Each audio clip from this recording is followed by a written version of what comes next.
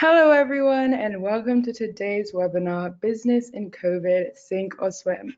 Before we get started, I would like to go over a few items so that you know how to participate in today's event.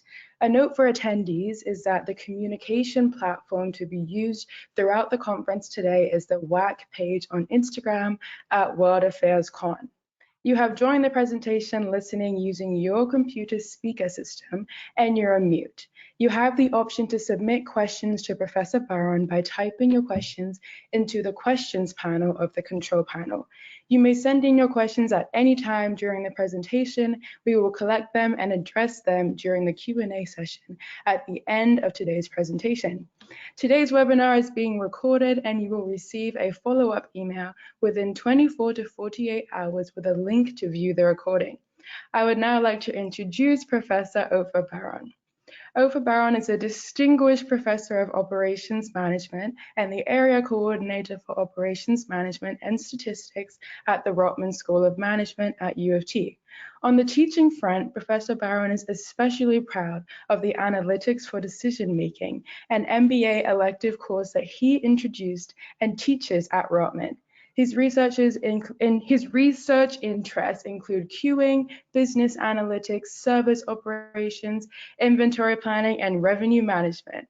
His work is published in leading journals such as Operations Research and Manufacturing and Service Operations Management. Thank you so much for speaking with us today, Professor Barron. Thank you, Aura, for having me. I'm very happy about you running this event. I'm happy to join you guys today. Thank you.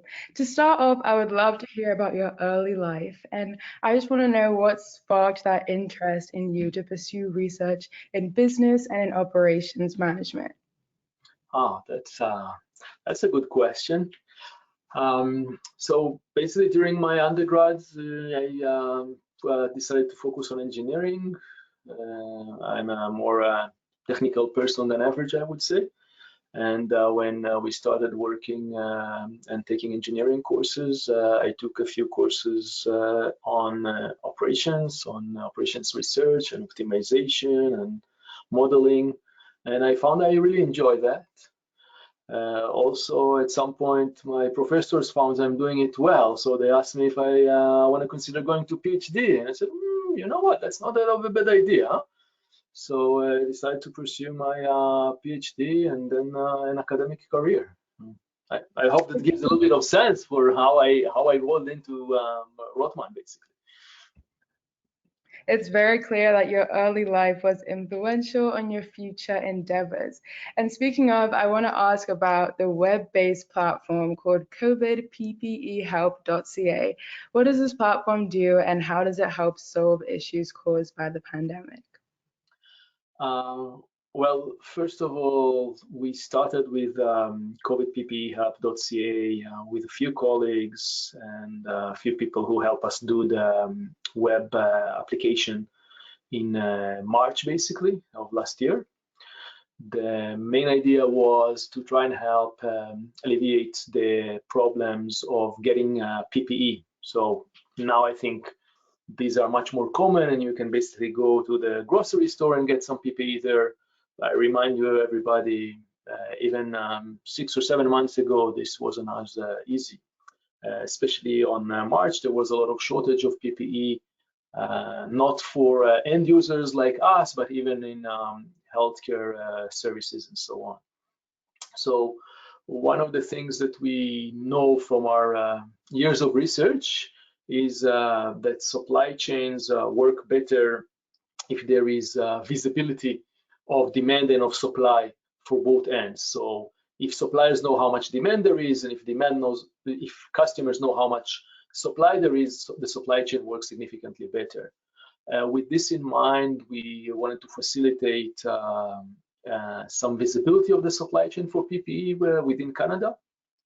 So we opened the COVIDPPEhelp.ca platform, and what we did there is allow suppliers to list what they have, quantities, prices, minimum order, lead time, allow for certification and so on. and we allowed, on the other hand, for consumers to write, hey, I need this, I need that. So if you are operating, if you're a physiotherapist or operation, you have to have some PPE for that. You want to buy them. You estimate that you'll need 1,000 masks per month. You can kind of pause this. This allows manufacturers to be able to plan better for what is going to be the demand, and it allows you to also being exposed to many manufacturers, and you can see what is the price and the lead time that would work well for you. I think that's a really admirable initiative. PPE shortages are definitely prominent in lots of areas, and this was a very significant and important problem to tackle.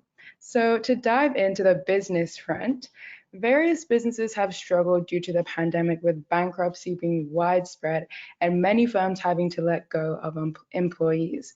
From your point of view, what is the biggest flaw that the pandemic has exposed in our economy, and what steps can be taken to prevent this in the future? That's a very broad question. So I thought about it over the last few days because you shared with me this question ahead of time. I think it's a great question. And going, I'll go one step backwards to see how policymakers and the government influence that. So broadly speaking, the most critical challenge was the lack of preparation for the pandemic. I think also on top of this, there was some underestimation of the severity of the virus. Especially here in Canada, people felt, 20 years ago we dealt with SARS. It wasn't that of a big issue. It was quite confined, and we learned well how to deal with it. We did it better than other countries. So don't worry, with COVID will be the same. We'll do well. It will be fine. And to some extent, COVID is apparently a little bit more similar to the Spanish flu of 100 years ago than to the SARS of 20 years ago in terms of its impact and how long it stays around us as well. So this lack of preparation and underestimation of the disease put us in bad starting point in terms of fighting COVID. So again, I'm focusing my answer on Canada and on the Canadian government, but I think those are things that are quite globally to some extent. As an operations management professor, I have a good understanding of what happens with operations management of businesses, and I think we weren't using operations management properly to fight the virus and the chain of infection. I gave it, there are three common examples of how to deal with reducing the spread of and the impact of the virus. We already mentioned PPE a little bit. You can think about vaccination and testing. So basically three things that are important: PPE to allow me to go outside without infecting other people, vaccination to reduce the chance I'm going to get disease, and testing to know which people should be treated and isolated or quarantined for that matter. All right, so those three things are important. And to some extent, we are all aware of failures of the supply chains on each of these. We already talked a little bit about PPE and the shortages in PPE that we all faced, a little bit not so long time ago. We are also all aware of the issues of testing. Only recently, testing becomes better available, and also the time to answer on the test. You take a test today, you get it in 5 days. It's not really useful. You want to get respond much more immediate. So that only recently we are in a better situation with this, and obviously we are still way behind of where we want to be with vaccinations. So again, you think about, those are three important things to manage the fight against COVID, and we haven't done really well on either one of them. On the other hand, to some extent, at least in Ontario, the ventilators to treat people in hospitals, we were kind of ready when we never had shortages of this. So there's kind of one bright spot in dealing with the disease, but this is really treating people the most in the most dire situations. In general, why those supply chains failed, right? So that's the question. Why we have like all of these examples of why things failed and weren't working as well as they should. And the main issue is there was uncertainty, right? We weren't prepared for COVID. We didn't know how strong it is, how long it's going to last, and so on. And there are two routes to deal with uncertainty. One is to reduce it, and the other one is to plan for it. And plan for it requires building some safety capacity and some safety inventory. And these things are really hard to do, especially when you face a rare event like the COVID pandemic. But there were some plans. There were some long reports sitting in the drawers. And unfortunately, I don't think the government dealt with it as well. So all in all, I think the government didn't support, didn't plan and didn't support these three issues as well as it could.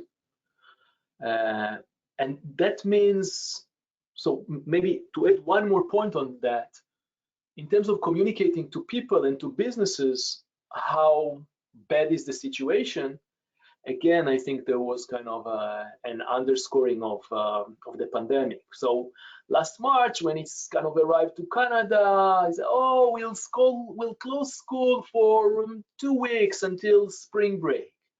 And once we progress, we figure out, oh, it's not enough. We'll close school in 1 more month. And you know what? We'll close school for the end of the year. And this year we started, and coming winter breaks, and we're not getting back to school until the first couple of weeks, and then 3 more weeks, and now another week, and so on. So every time we are downplaying the length of the disease, we are preventing people from planning for the right length of the disease. So when you say, oh, it's only 1 month, if I'm a business owner, I say, 1 month, I'll take it slow, I'll reduce my expenses in the short term, I'll rest a little bit, not a bad idea. You tell me 3 months, or you tell me a year, it's a different story. So what we see now with businesses, when they figure out that this disease is here, unfortunately, to stay for quite a while, businesses started changing the way they do business, the way they operate. We see this with the rise of e-commerce, obviously, curbside pickup in groceries, in restaurants, obviously. And to summarize on that, lack of preparation and confidence that we'll be fine, not communicating well to people on how long they'll have to deal with this. And only now we see more and more businesses are modernizing themselves and allowing themselves to survive alongside the pandemic, rather than, oh, let me kind of wait until it's going to pass. I think this is a critical point that, again, I can blame the government for. I have to be a little bit careful here. It's really easy to, this February to come and criticize what the government has done in March or April last year. It's significantly harder in March or April last year with the data and the information they had to deal with all of these decisions. So my criticizing of the policy making is really in hindsight and not as a foresight. I do hope that they'll have the foresight to deal with this better in the future, obviously. Wow, that was a long answer. I'm sorry. Oh, no, I was just about to say thank you for your long answer. All the points you made really shifted my thinking. Like, as you said, downplaying the lens makes for more prevention of planning. And that just made me think, I think that's so true. I remember when I heard about this whole COVID pandemic and I heard that we weren't going to be going back to school for a few months, everyone was just so surprised and shocked. We hadn't seen anything like it for so many years, and nobody was really prepared for this. As you said, lack of preparation really just downplays the whole situation, and miscommunication and the government so as well. Thank you so much for that answer. My next question actually was about supply chain, so I'm glad that you touched upon that. So, with a lot of goods that come in from China and they come into North America, with the pandemic and the light of the pandemic, how have shipping prices and labor fees changed among shipment companies? Ah, that's a good question. I don't know the details of this um, currently, but at least if you think about what happens 6 months ago in terms of air shipping out of manufacturing countries towards you mentioned China, but PPE, for example, when the government wanted to import PPE into the country, one of the things that they faced was really significantly higher prices for logistics services, not just for the PPE, but also for logistics services. And the issue is very simple. There's a high demand. Everybody wanted a plane with PPE to land at their airport, and the supply didn't grow as much. And also there was some problem with sick people, obviously, that couldn't operate their logistics services. So all in all, there was a huge hike in prices for fast shipping, kind of early on in the spread of COVID. I think this stayed a while because you remember that the COVID didn't arrive to the entire world in one day, so it kind of rolled out a little bit. And again, on the inside, you say, hey, we could have done this better. We could have dealt with this better. One of the important things you're raising in terms of supply chains is that we are depending on outsourcing of many critical things. So PPE is kind of relatively easy to produce, but still, if you want to do N95 masks, you need to know the specs. This is not a completely trivial thing to do. I know my one-time kind of surgery, one-time usage face mask is significantly different than an N95. So there was more of importing of these equipment. We think about vaccinations now as another example for something that we import, we don't produce in Canada. And I heard people saying, oh, we have to have everything locally produced. I don't think it's necessarily true. We live in a global world. We should take advantage of the fact that we can commerce with other countries, but we have to remember the logistical issues here, and there are some risk in that. I mean, if you want a quick supply of something that is being manufactured 6,000 miles from here, you're going to have to pay for a plane. It's going to be more expensive. Typically, you can ship it on sea, and then it's a little bit cheaper, but it will take a longer time. So those are different trade-offs that one needs to consider when planning their supply chains, especially for critical components, like say ventilators that I mentioned before, or PPE, the medical PPE that I mentioned now. Yeah. Yeah, those are very interesting points about the supply chain. Obviously, things can't be normal anymore. So, as you said, if there's a quick supply with something that's been manufactured far away, then it will be more expensive. But then if you go by boat, it will take a longer time. So, there are lots of factors that you have to weigh in with the supply chain. So for my next question, are there any economic lessons that we have learned from the pandemic that can be applied to the field of business operations when things return to normal? Has the pandemic forced firms to improve their efficiency in order to make up for their losses? Yeah, so we talked a little bit about modernization of businesses in the context of e-commerce, for example. I think a lot of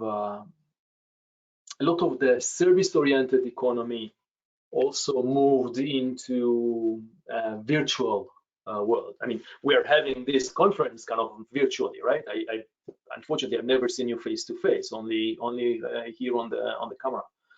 So, you know, we think about the education system and the changes that is undergoing, both in you know, from kindergarten to post-secondary and graduate studies. Everybody have changes here, and this is not something that is limited to education. You know, if you're working in an office, you don't go downtown anymore. You work from home, right? I've heard some large companies that suggest they will not return to full-time office in the near future. There maybe even will move their operations to be completely virtual.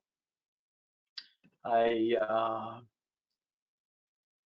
a personal level, maybe I'm an older generation and I'm not as quick and fine with this kind of interaction on the computer. I don't enjoy it. I mean, in the first month or so, not going to the office was fine. I didn't need to drive. I could work more effectively. You know, don't tell this to my colleagues, but I miss them. Right? I want to see them face to face. I want to, you know, hey, the Raptors won yesterday. Did you see Freddie scoring 54 points? Did you see Kyle bleeding in the game against the Nets, right? All of this social interaction, which is being quite restricted due to COVID, is something that I think many people are missing. So while companies shift the way they operate, I'm not sure we have a great solution still, right? Technology is playing for us. It helps us doing that, but I'm not sure we have great solutions. I guess you guys are going to graduate soon. I mean, not having a prom, come on, this is kind of this is going to be a hard one, right? So yeah, businesses are changing. We know better how to deal with this today, e-commerce, virtual workspace, and so on. But I hope the new normal is going to be a little bit more similar to the old normal than to the current situation. Thank you so much for all of your insight, Professor Baron. We're now going to move on to the Q&A portion of this presentation. So the first question that has been submitted is, what do you believe the impact of COVID will be on globalization, and more specifically, the scale and complexity of global supply chains?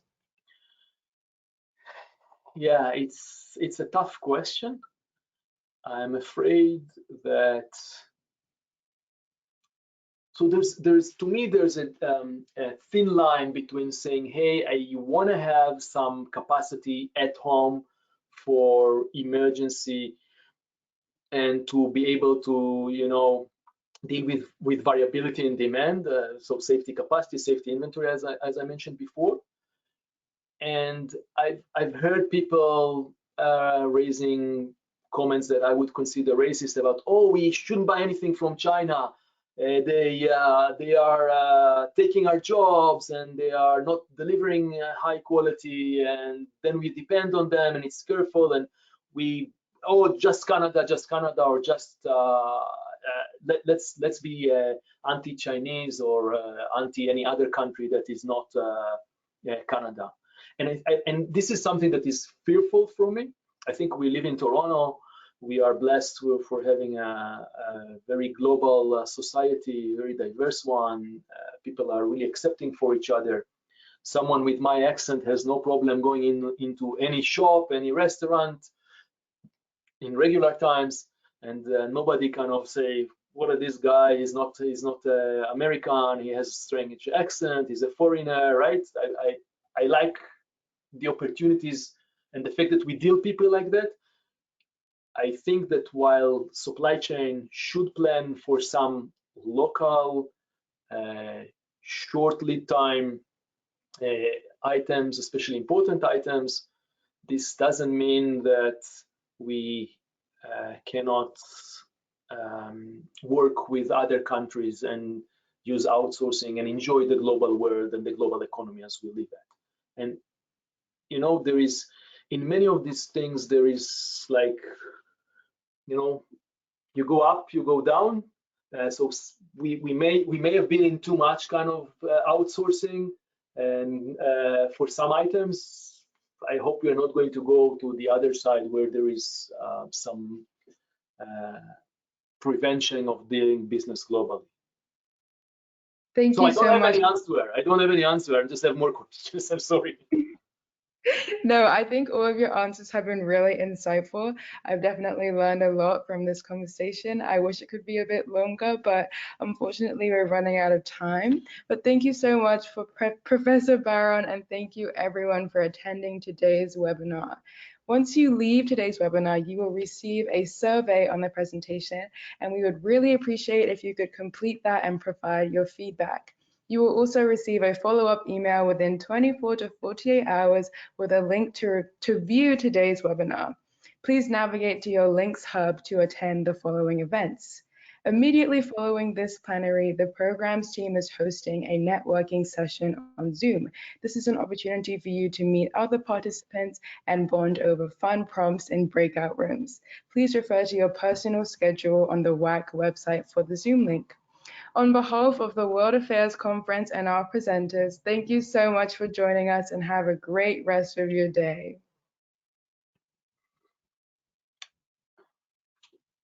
Thank you.